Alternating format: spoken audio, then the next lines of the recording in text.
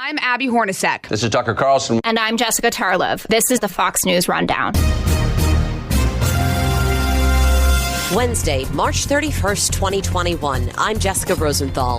The migrant crisis at the border is intensifying, but the CDC director says so is COVID. And teachers in San Diego who've been doing remote learning for a year are now being asked to teach immigrant children in person. You can follow the science, or you can be misled by political science. The politics of today is what we're being misled by. I'm Chris Foster. A World Health Organization report on the origins of the coronavirus finds it most likely came from animal transmission, not a lab like a lot of people think. If you have a half examination process and you don't even bother to examine one of the leading hypotheses, the entire process can't be considered credible. We speak with WHO advisor and author Jamie Metzl. And I'm Guy Benson. I've got the final word on the Fox News Rundown. There's no other way to put it. The images out of the Donna, Texas migrant facility run by Customs and Border Protection are shocking. After not getting access for weeks, reporters and cameras were finally allowed in. The images show children on the floor, wearing masks, packed in next to each other, covered in aluminum reflective blankets. So the entire facility is built for the children and families. Currently, right now, here in this facility, we're holding over 4,100 detainees. Of those, 3,400 are unaccompanied children. Oscar Escamilla is the acting executive officer for the Border Patrol in the Rio Grande Valley. He showed reporters around the Donna, Texas facility, telling them the youngest unaccompanied children are 3. These kids, some of them, will tell you the different stories. They'll tell you that they don't have their parents. There's a little girl that I talked to a little while ago. She said that she had lost her mom and that she doesn't have a father.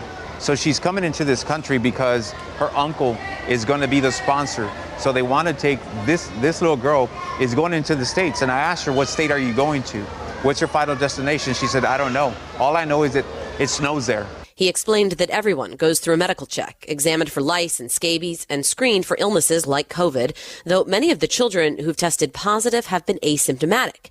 Escamilla says some kids have been there longer than the 72 hours maximum and they're supposed to be there before being transferred to Health and Human Services. Even if I'm able to process 1,000 kids in a 24-hour period, it's not as easy as just being able to turn them over because HHS doesn't have the facilities nor the beds available to be able to take them into their custody. The reporter access comes just a few days after President Biden said during his first press conference that access to facilities holding the many migrants would be given after he had time for his plan to get underway. It's unclear if 5 days was all he needed, though San Diego is now housing thousands of migrant teenage girls at the convention center. In San Diego, we have at least 30 COVID positive young children who were transferred from Texas, COVID positive, and integrated in the rest of the population. Darrell Issa is a San Diego area congressman representing the 50th district. Right now at our convention center alone, we have 2,000 young women, and these are by definition women who have been trafficked. They either are or could be victims very easily, and it's one of the reasons that the federal government is paying $10,000 each to house these young girls at our convention center. Yeah, I was going to say, they're not even women, they're girls, right? They're teenagers.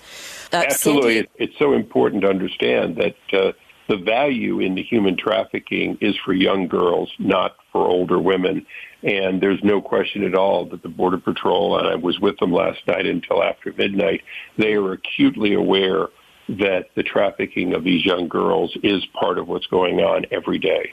The San Diego County Education Office has asked teachers to go spend time with these migrant girls at the convention center. After a year of remote learning for San Diego children, you had a reaction to this request for volunteer teachers. I was horrified when I heard directly from a Border Patrol agent about the requests that were coming in for teachers to teach in person. Well, the San Diego Unified School District and the LA Unified District are fighting even coming back more than 1 day a week to in-class learning for half of the students. There's no question at all. We have a double standard, and union teachers are being asked to teach undocumented workers while they're being prohibited from teaching the children that they went into the business to do. Well, to be fair, there is still like hybrid learning in many San Diego schools, right? There are teachers teaching in person. And this was a request for volunteers, right? Teachers that maybe want to take time over their spring break to go, right? Well, this is a request for teachers to be paid additionally to teach in person. But let's understand, hybrid teaching is a farce. Hybrid teaching is a small amount who get 1 day or 2 days a week, but nothing close to the day after day education and contact that it takes. The other question, and it's a valid question, is how can it be safe to teach these individuals, including people who have just come into the country and tested positive? How can it be safe to teach them and not safe to teach the children who the CDC have already said are very unlikely to transfer the COVID virus? There's no excuse for hybrid learning. There's no excuse for anything other than the appropriate social distancing and masks that are already required in the schools that have gone back. You know, there are schools throughout San Diego County outside of the major San Diego school district where the teachers have been back teaching since October with virtually no COVID outbreaks and literally none that came from the schools. So that we already know that it's safe. We know that, in fact, our children are being left aside by union executives and uncaring school boards. You hit on a point I was just going to ask you about, because this whole time teachers haven't been in-person learning because of this virus. And if we have children testing positive who are coming in from other countries at our border, we understand those children are being quarantined. I don't imagine teachers will do in-person learning with COVID positive girls. But it speaks to a larger issue that we do have people coming into this country who are bringing the virus. I mean, how concerned should we be about that? I mean, not just with the teenagers, but with all of the migrants coming. We should be very concerned because, as we know, you don't test positive the moment that you are cross-contaminated. So these individuals who have come into the country may not test positive, but unless they're tested 2 and 3 days in a row, they could very well be sitting there with the other young girls and passing it on. And remember that many of these girls are 16, 17, 18, 19. They all say they're under 18, but many of them are later found to be over 18. And as you get older, the K through 7th or 8th grade, which is extremely low in transmitting, becomes less so as you get to be 17, 18, 19. So there's a number of reasons that the schools and to be honest, the federal government are being hypocritical by finding a way to in-person teach, well, in fact, not in-person teaching in the larger school districts with the more powerful unions, and candidly, in smaller school districts, in suburban districts, where the teachers are a little bit more attached to their students, they've gone back. You can't have one school district that has successfully taught our children since last October next to another school district that refuses to do it, saying it's unsafe. You can't have it both ways. Science has to be science. Political science has to be politics. Right now, our federal government and our school districts, many of them are practicing political science, not real science. You are a border-adjacent congressman in San Diego. The Biden administration has reversed some of the Trump administration's policies relating to the border, namely remain in Mexico. But many immigration attorneys had argued throughout the Trump administration that those policies really were an attempt to keep people from claiming asylum, and that many of the folks coming actually are escaping violence in these Northern Triangle countries. I want to ask you, as a congressman, because you can weigh in here, you know, what is the right balance? Because this flow is obviously not sustainable of people coming, but working with these countries to stabilize them or help them economically, as it seems Vice President Harris is tasked with, seems like that could take a long time. Well, it'll take forever. We've had foreign aid. I've been 20 years a congressman, 20 years overseeing billions and billions of dollars per year of foreign aid to these countries. And we are still treating countries with widespread corruption and poverty that can only be explained because of the failure of their governments. So there's no question at all. There's no quick fix. There's also the fact that Chicago had higher death rate than some of the countries that people are saying they're fleeing because of violence. Violence alone and poverty alone are not a good excuse. But when it comes to the Trump-era policy of remain in Mexico was exactly consistent with international law. These individuals, the non-Mexicans, have transited another country, chose not to seek refugee status or asylum there for one reason. It was not as economically benefited them as coming to the United States. I was there when they apprehended two individuals, one coming from Eritrea and the other coming from Darfur.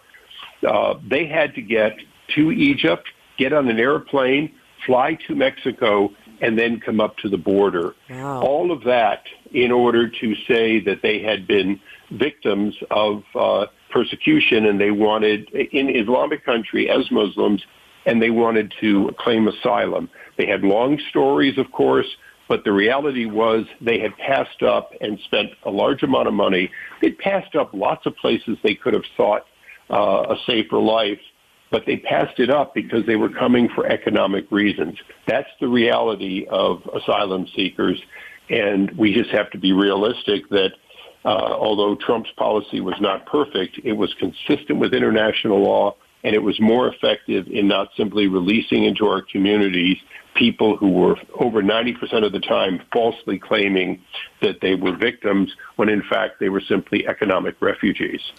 I want to ask you about COVID. We have vaccines, and state and local officials are expanding eligibility for those vaccines, and yet the CDC director says she is scared and actually warned, her words, of impending doom because we're seeing, another surge. Case numbers are rising.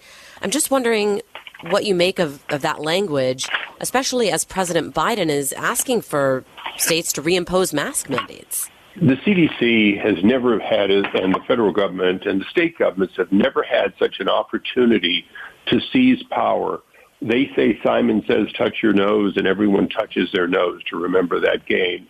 That should and is coming to an end, and they're reluctant to do it. President Biden came in and said that there was no vaccine before he was sworn in, even though he received his vaccines in December. Fauci is still wearing 2 masks, even though he's had both of his shots, and there's absolutely no science that supports a reason to continue wearing masks, particularly when in the company of other people who've all had their shots. There's a simple statement that I make time and time again. You can follow the science, or you can be misled by political science. The politics of today is what we're being misled by, and shame on the CDC and others for using political science instead of being legitimately dedicated to science. Congressman Darrell Issa, thank you so much for your time. Absolutely. Thank you.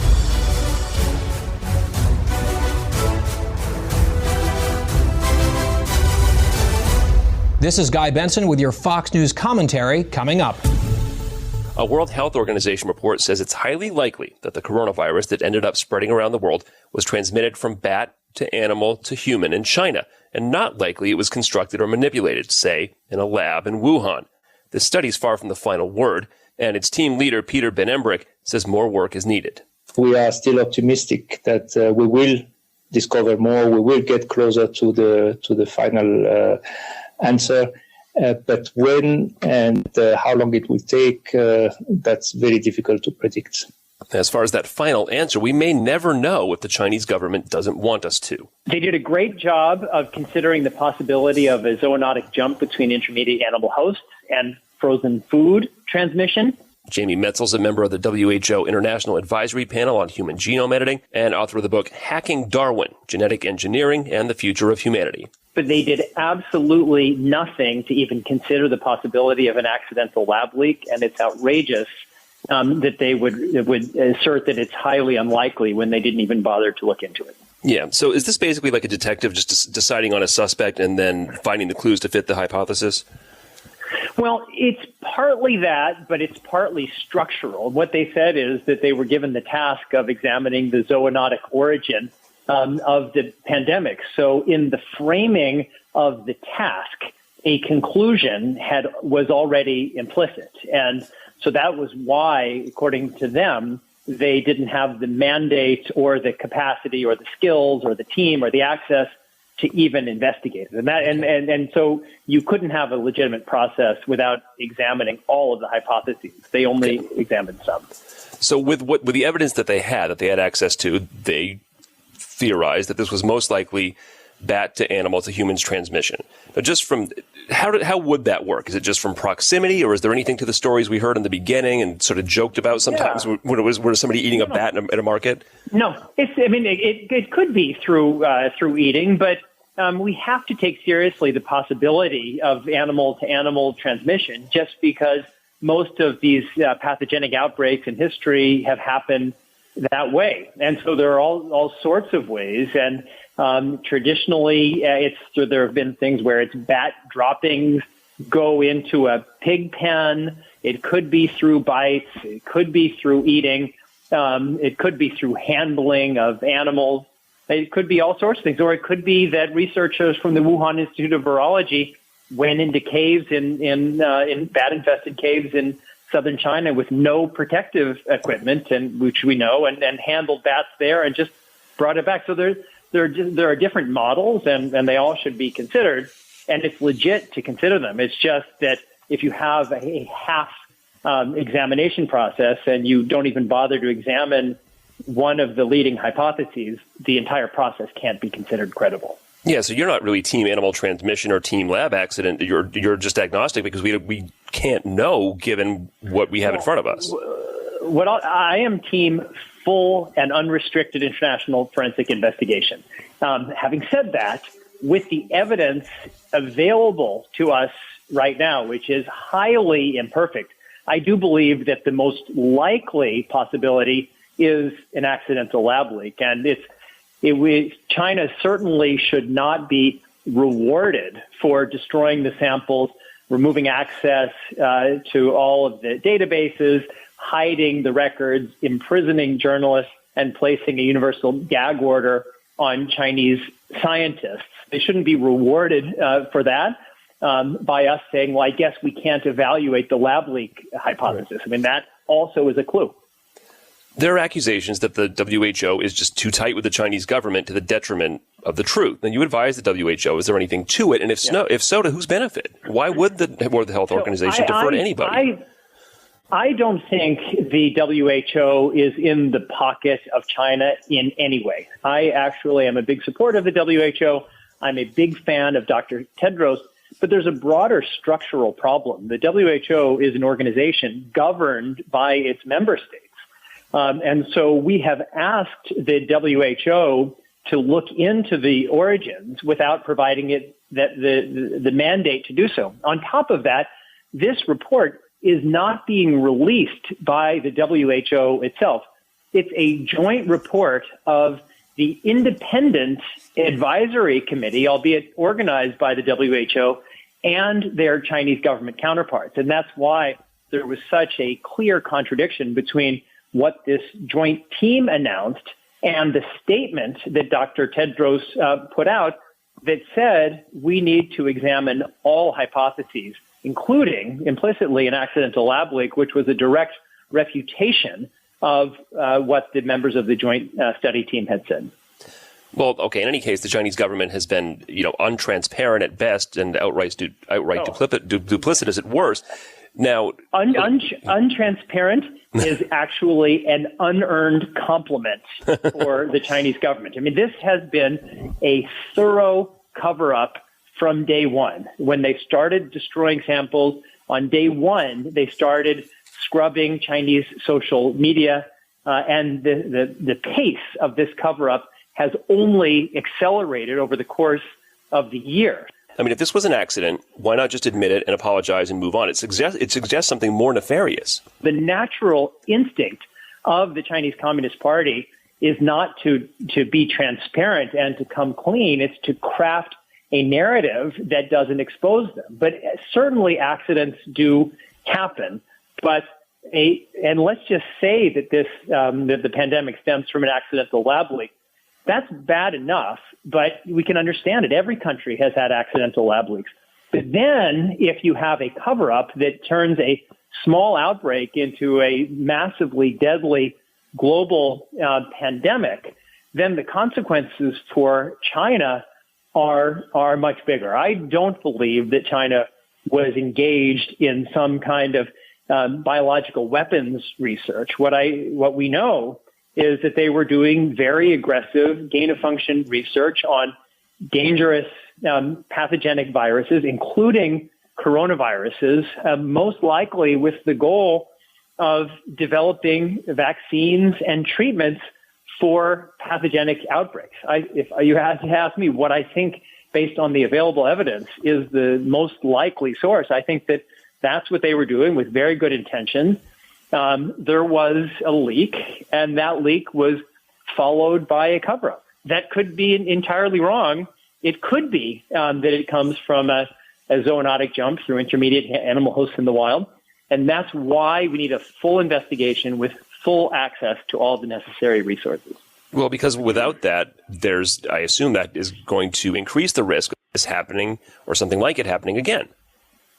That's exactly right. When a plane crashes, we don't say, let's redouble our efforts at airline safety. We say, let's understand why this plane crashed so we can fix that problem. Any thoughts on this pandemic treaty being discussed to deal with any future outbreaks? I love the idea of this pandemic treaty. I mean, right now, it's only been very, very loosely described in the first editorial that was just released.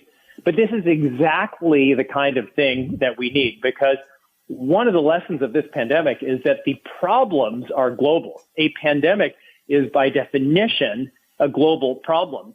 But every action that we take to prevent it and to respond to are primarily on the national level. So we need to come together to establish much smarter and better and tougher standards for all sorts of things, including the safety and security of laboratories. Looking at the here and now, how concerned are you about mutations and variants? Now, are the vaccines we have, in your opinion, good? Scientifically, does it stand to reason that they're good enough, at least to keep people from getting very sick? Or is this a race to herd immunity, or at least people's own personal protection, versus some variant that's vaccine resistant? Yeah. It's impossible to fully answer that question now. So far, the early indications are that the vaccines are holding. But viruses have been around for billions of years because of their ability to adapt. And so I do feel that the viruses will adapt, but we have these incredible new platforms, not just for figuring out what's the right formula for vaccines, but now for producing the vaccines. And so while the vaccine will adapt, humans will also adapt. Right now, what we should be doing is vaccinating as many people as we possibly can.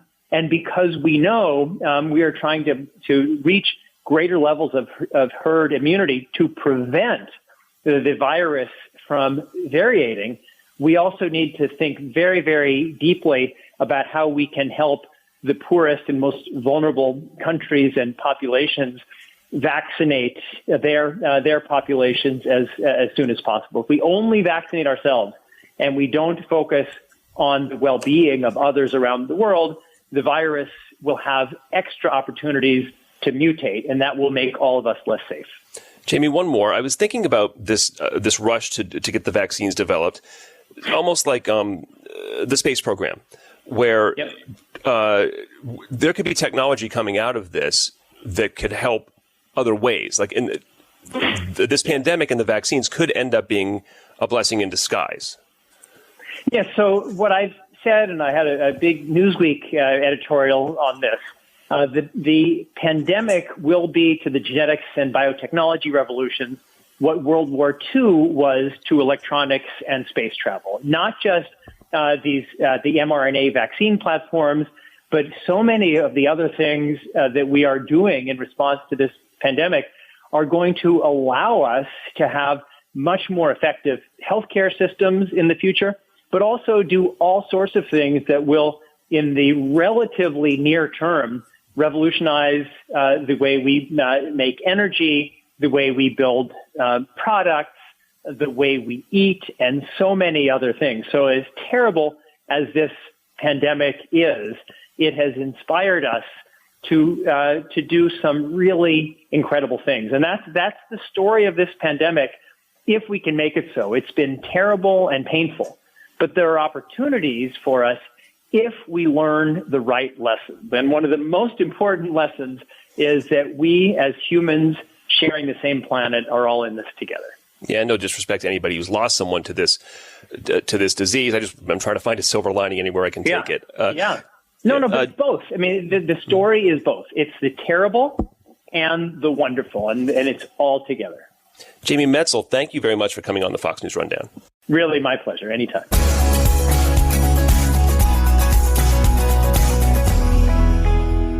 From the Fox News Podcasts Network. I'm Ben Domenech, publisher of The Federalist, and I'm inviting you to join a new conversation with the smartest thinkers out there about the country and where we're going. Subscribe to the Ben Domenech Podcast. Subscribe and listen now by going to foxnewspodcasts.com. Rate and review the Fox News Rundown on Apple Podcasts or wherever you listen. It's time for your Fox News commentary. Guy Benson. What's on your mind? America's COVID-19 vaccines are safe and effective, and millions of people, especially seniors, have been inoculated. This is all excellent. One of the ongoing questions when it comes to getting back to normal life, with measures like masking and distancing falling by the wayside, is whether or not the vaccines actually prevent infection in addition to preventing bad symptoms, hospitalization, or death. A lot of data so far suggests strongly that the answer is yes. The vaccines do both. And now add a new CDC study into that column.